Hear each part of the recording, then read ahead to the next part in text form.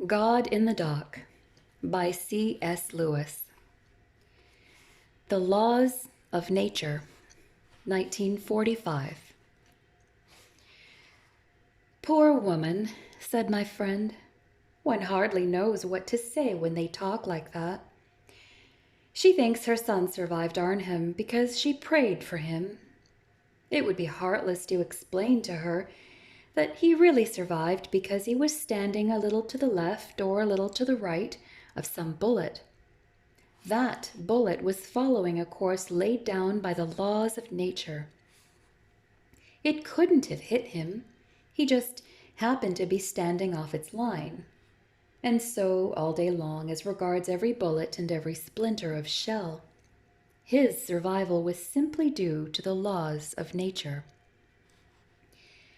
At that moment, my first pupil came in and the conversation was cut short, but later in the day I had to walk across the park to a committee meeting, and this gave me time to think the matter over.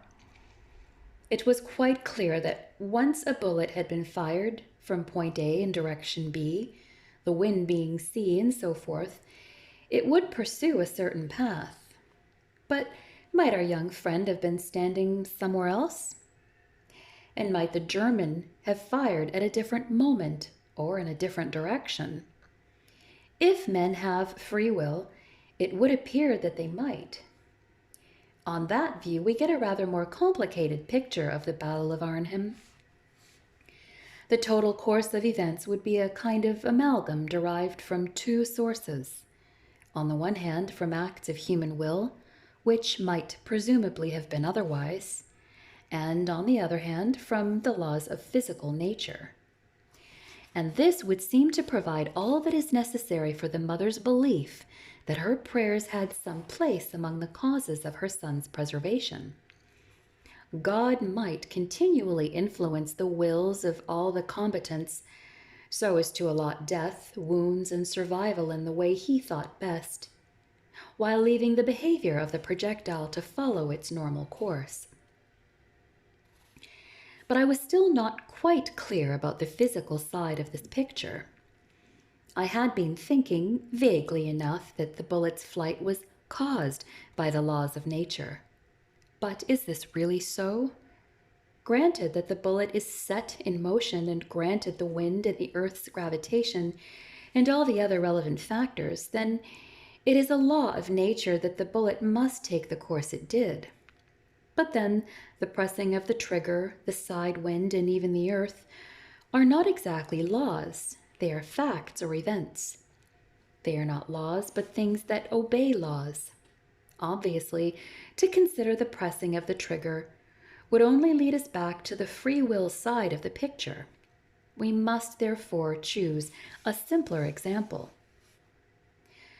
The laws of physics, I understand, decree that when one billiard ball, A, sets another billiard ball, B, in motion, the momentum lost by A exactly equals the momentum gained by B. This is a law. That is, this is the pattern to which the movement of the two billiard balls must conform. Provided, of course, that something sets ball A in motion. And here comes the snag. The law won't set it in motion. It is usually a man with a cue who does that. But a man with a cue would send us back to free will, so let us assume that it was lying on a table in a liner and that what set it in motion was a lurch of the ship. In that case, it was not the law which produced the movement. It was a wave. And that wave, though it certainly moved according to the laws of physics, was not moved by them. It was shoved by other waves and by winds and so forth. And however far you traced the story back, you would never find the laws of nature causing anything. The dazzlingly obvious conclusion now arose in my mind. In the whole history of the universe, the laws of nature have never produced a single event. They are the pattern to which every event must conform, provided only that it can be induced to happen. But how do you get it to do that? How do you get a move on? The laws of nature can give you no help there. All events obey them, just as all operations with money obey the laws of arithmetic. Add 6 pennies to 6, and the result will certainly be a shilling. But arithmetic by itself won't put 1 farthing into your pocket. Up till now, I had had a vague idea that the laws of nature could make things happen. I now saw that this was exactly like thinking that you could increase your income by doing sums about it. The laws are the pattern to which events conform. The source of events must be sought elsewhere. This may be put in the form that the laws of nature explain everything except the source of events. But this is rather a formidable exception. The laws, in one sense, cover the whole of reality except that continuous cataract of real events which makes up the actual universe. They explain everything except what we should ordinarily call everything. The only thing they omit is the whole universe. I do not mean that a knowledge of these laws is useless.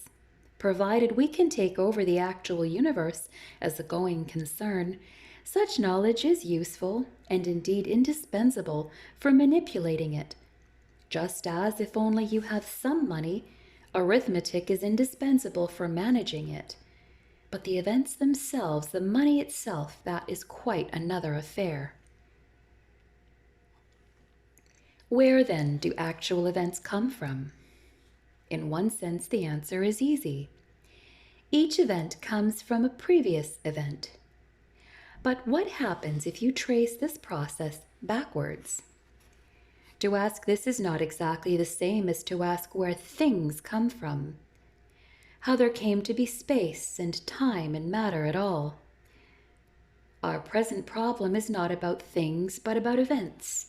Not, for example, about particles of matter, but about this particle colliding with that. The mind can perhaps acquiesce in the idea that the properties of the universal drama somehow just happen to be there. But whence comes the play, the story? Either the stream of events had a beginning, or it had not. If it had, then we are faced with something like creation. If it had not, a supposition, by the way, which some physicists find difficult, then we are faced with an everlasting impulse which, by its very nature, is opaque to scientific thought. Science, when it becomes perfect, will have explained the connection between each link in the chain and the link before it. But the actual existence of the chain will remain wholly unaccountable. We learn more and more about the pattern. We learn nothing about that which feeds real events into that pattern. If it is not God, we must at the very least call it destiny, the immaterial, ultimate, one-way pressure which keeps the universe on the move.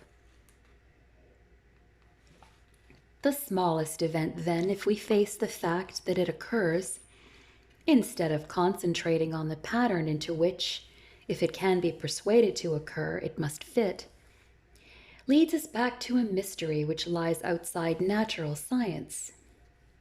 It is certainly a possible supposition that behind this mystery some mighty will and life is at work. If so, any contrast between his acts and the laws of nature is out of the question. It is his act alone that gives the laws any events to apply to. The laws are an empty frame. It is he who fills that frame. Not now and then on specially providential occasions, but at every moment. And he, from his vantage point above time, can, if he pleases, take all prayers into account in ordaining that vast complex event, which is the history of the universe. For what we call future prayers have always been present to him.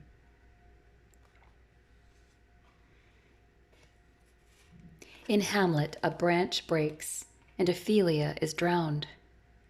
Did she die because the branch broke, or because Shakespeare wanted her to die at that point in the play?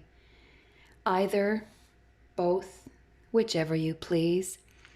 The alternative suggested by the question is not a real alternative at all, once you have grasped that Shakespeare is making the whole play.